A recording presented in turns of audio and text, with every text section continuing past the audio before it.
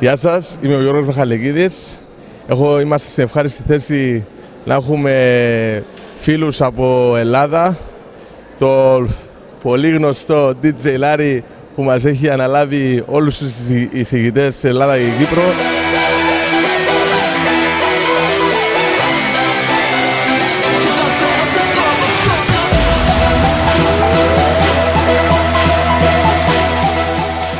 Λοιπόν, νομίζω ότι πάντα όταν υπάρχει πάντρεμα αθλητισμού και μουσικής είναι αγαπημένη συνήθεια.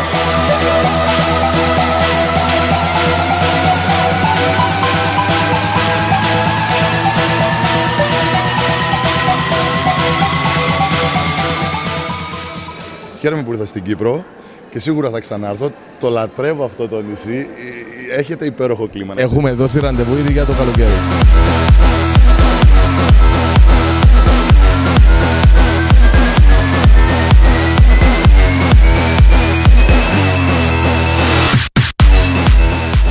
Λίγα λόγια για την Μαρία μας. Γεια σας από Κρήτη.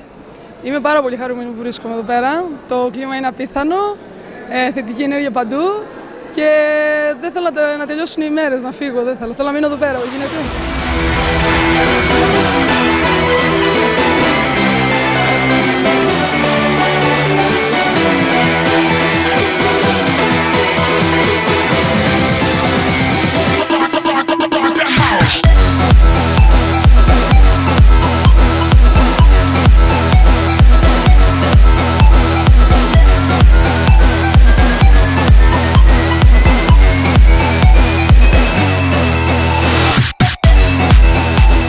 Λίγη μου.